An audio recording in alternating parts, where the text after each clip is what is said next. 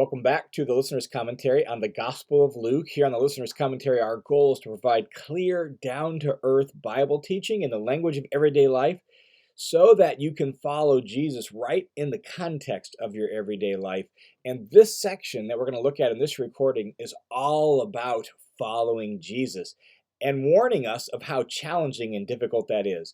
Here in this recording, we're going to be in Luke chapter 14, verses 25 through 35.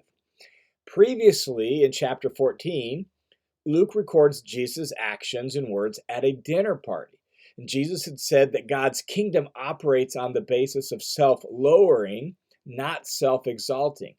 And in the immediate verses just before this section that we're looking at on this recording, Jesus had said that many of those people who assume that they're fine, many of those who assume that they'll be included in God's kingdom and be present at the great messianic banquet at the end of time, actually won't be there because they're too full of themselves, too self-preoccupied, and they treat the host, namely Jesus, shamefully and dishonorably, and they don't gather to him. And so Jesus, in the parable that he tells in the preceding section, opens the door wide and welcomes all comers. Like, it's a wide open invitation to the messianic banquet. Anybody can come, compel them to come, persuade them to come. Well, here in Luke 14, 25 through 35, here we balance that out. Yes, anybody is welcome, but it's not a free-for-all. The door is open wide and the invitation is being extended to everybody, but to accept the invitation means you have to be Jesus's disciple. So what does that entail? And that's the question that we're going to see answered here in verses 25 through 35. It's really a great complement to the preceding section. So the preceding section says anybody can come, but they've got to be a disciple. What does that discipleship entail? What does that look like? Now, before we look at how Jesus answered that question, just a quick note on the structure of verses 25 through 35. This passage is arranged like this. You get up front a challenge about what discipleship demands or costs, and it's a serious challenge. Then, in the middle, you get two pictures about counting the cost. One about building a building, one about a king planning a battle and going out to war. So a challenge about what discipleship costs, two pictures about counting the cost, and then at the end you wrap it up with another challenge about the serious cost of discipleship. So that's the structure. So what does discipleship cost? Well, here's the way this story unfolds. Pick up in verse 25. Now, large crowds were going along with him, and he turned and said to them. And so here at this point, we have the reminder of large crowds are following along. They're gathering around Jesus, and they're going along with him as he travels from place to place and teaching. These large crowds represent potential disciples.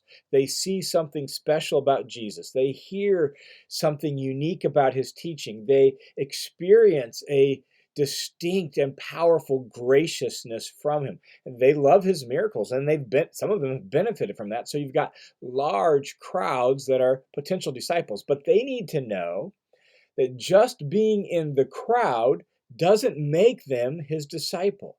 Just admiring him doesn't make them a disciple. Being a fan of Jesus doesn't make you a disciple of Jesus. They need to know that. Being a disciple of Jesus is serious business. It's going against the grain, and it's going to go against their culture, which is going to lead to conflict and difficulty and hardship. And a person has to decide, are you really in? Are you really there for the long haul? Do you really want to follow Jesus and be his disciple? Have you thought through all of that? So you have these large crowds around Jesus, and Jesus says to the crowds, verse 26, if anyone comes to me and does not hate his own father, mother, wife, children, brothers, sisters, yes, even his own life, he cannot be my disciple. So Jesus says to these crowds, being his disciple requires absolute loyalty and devotion to Jesus at all costs.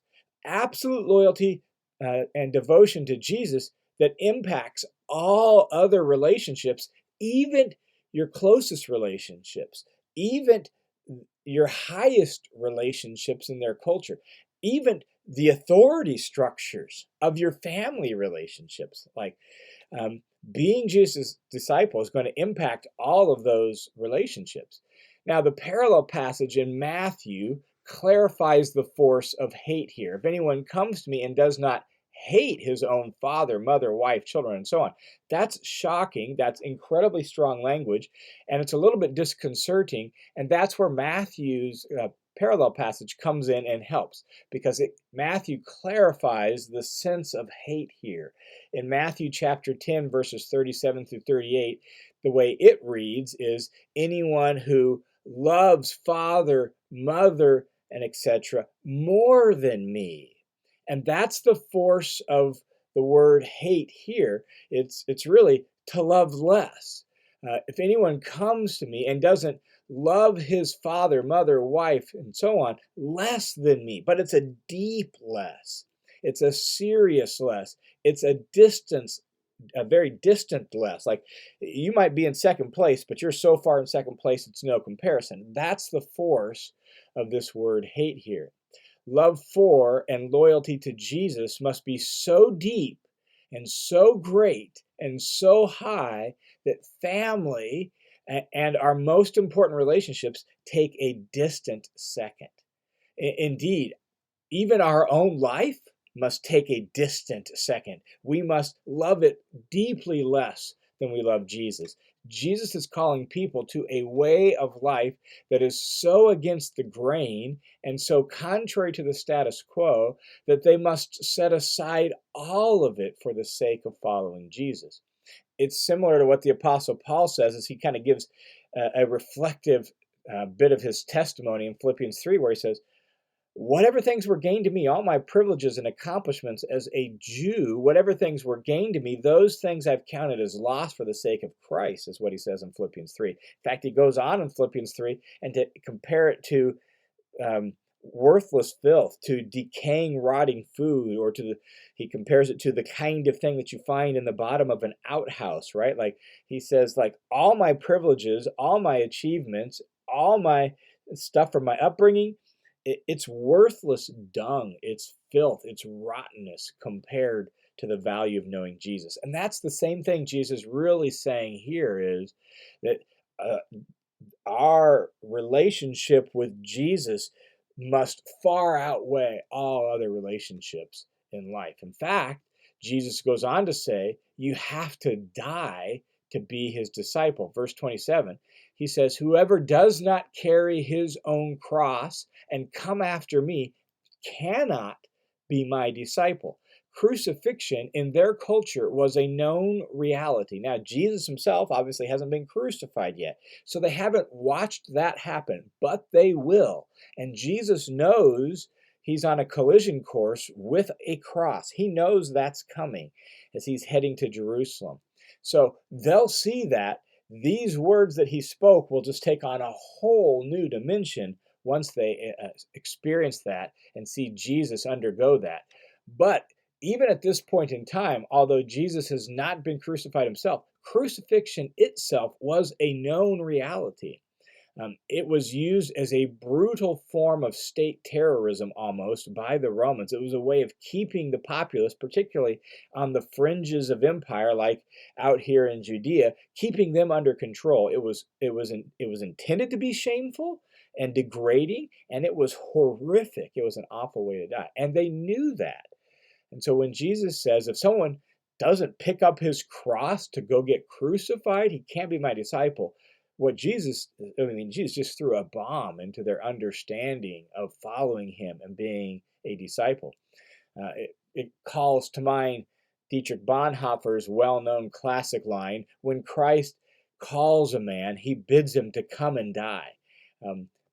This is the call of discipleship. This is what discipleship costs. So to these crowds gathered around him, Jesus wants them to know, look, just Being in my presence isn't enough. You have to decide, are you really in? Do you really want to be my disciple? And there's a cost to that, a cost that can be compared to the shame and the pain of crucifixion.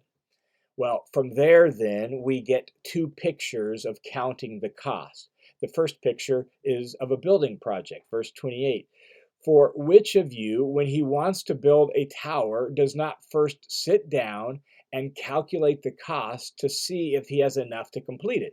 Who would do that? And the answer, the implied answer is no one would do that, right? Like no one would do that. You're not going to just start building and then realize, oh man, I run out of supplies. I don't have any more money to finish it. No one's going to do that. And if you did, you would look foolish. You would look foolish in our culture. You would look foolish in their culture. So Jesus goes on and says in verse 29, otherwise, when he's laid the foundation and is not able to finish, all who are watching it will begin to ridicule him, saying, this person began to build and wasn't able to finish it. Foolishness. You would be completely dishonored, treated with shame. The second picture is a picture of a king planning a battle. Or, verse 31, or what king, when he sets out to meet another king in battle, will not first sit down and consider whether he's strong enough with 10,000 men to face the one coming against him with 20,000? Like, wouldn't a king do that? Yes, a king would do that. That's the implied answer, right? Like any king that knows anything about fighting battle is at least going to weigh the strength of his army against the strength of their army, and say, does this make any sense whatsoever? And after he weighs the cost and realizes, man, this may not work out so well for me, then he's got to make other plans. So verse 32, otherwise, while the other one is on the way, still far away, he sends a delegation and requests terms of peace. So if this other king is advancing against him, he looks at his army, realizes, oh man, I don't have enough to defeat this guy. Let's see if we can negotiate some peace, right? Like both of these events were familiar enough in their culture that everyone knew how these things were planned out, how these things went, and they knew the seriousness of failure on both counts. And the same is true with discipleship. Are you sure? Do you really intend to follow regardless of the cost, regardless of the loss or the difficulty or the rejection or whatever comes with it? Do you really want to be Jesus' disciple? And so this section ends with Jesus issuing a final challenge about the seriousness of discipleship. Verse 33. So then, none of you can be my disciple who does not give up all of his possessions. The word translated give up is literally take leave of. It's the same word used in Luke 9:61 for the would-be disciple who wants to go and follow Jesus, but first he would like to get permission from his family in order to do that, to take leave of his family. Here, that word is used more metaphorically for renounce, say goodbye to. That's the idea here. And so, who does not renounce all of his possessions.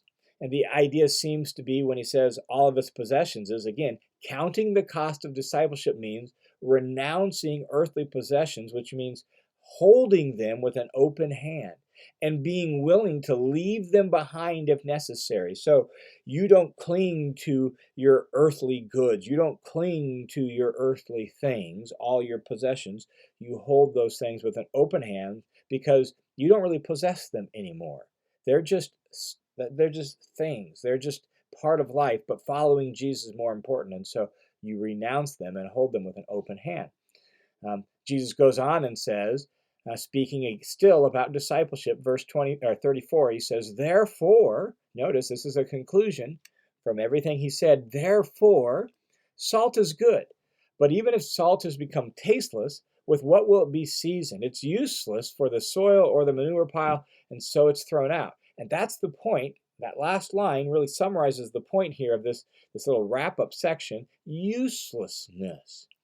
Salt is extremely valuable and necessary for life. When you research the history of salt, you realize that whole kingdoms were built up by, grew out of the salt trade and the wealth of the salt trade, road systems and cities and all that. Like salt was extremely valuable, and we're just so used to being able to go to the store, buy it, we don't think about this, but salt has been historically extremely valuable and necessary for life.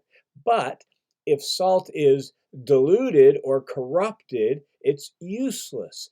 The word here for tasteless is really literally the word for foolish, but it's the idea of being corrupted or diluted down, and now it's useless. You can't use it for anything. So when salt fails to be salt, it's useless. And so too with disciples. This is the point here. So too with disciples, they are called to be followers of and ambassadors of the King. They're called to be salt. Um, but if they become foolish, diluted, or corrupted, they're useless. If they're not driven by absolute loyalty to Jesus, then what's the point? That's the idea. And that's the serious call of discipleship. You've got to be 100% purely devoted to Jesus. You've got to be fully, completely salt. You can't be partially salt. You can't be slightly salt. You can't be diluted salt, because salt that's unsalty is good for nothing anymore. It's useless. And so, are you sure you're really in to be a disciple of Jesus, 100% absolute loyal to him? And Jesus ends the section then by saying, the one who has ears to hear, let him hear. Are you sure you're ready to listen?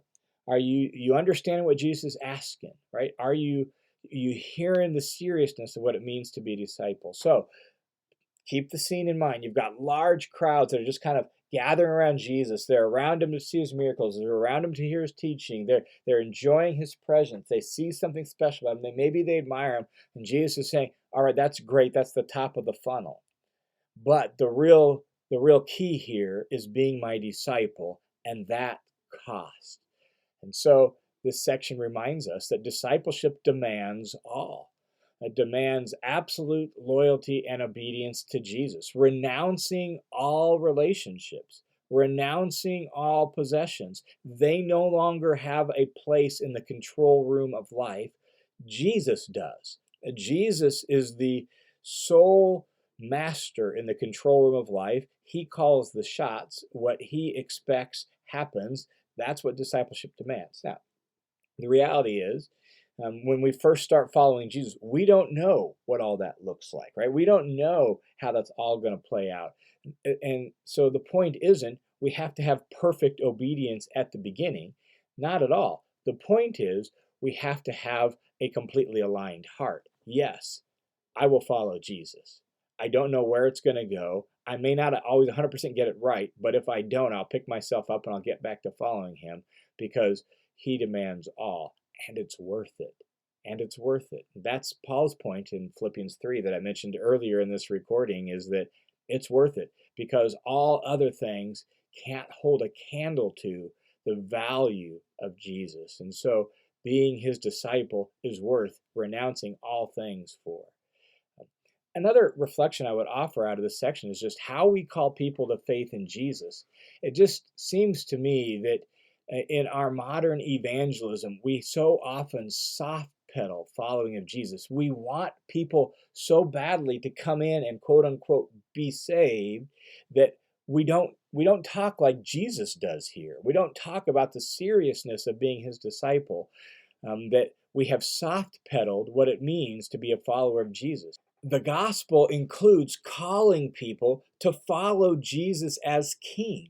And so we need to call people to discipleship, not just conversion, not just getting their sins forgiven and getting a ticket to heaven when they die. They're being called into a relationship with Jesus as king and as Lord and as master. They're being called to be his disciple. So let's not soft pedal it. I think part of the reason we have uncommitted Christians is because we haven't called them to be disciples like Jesus does here.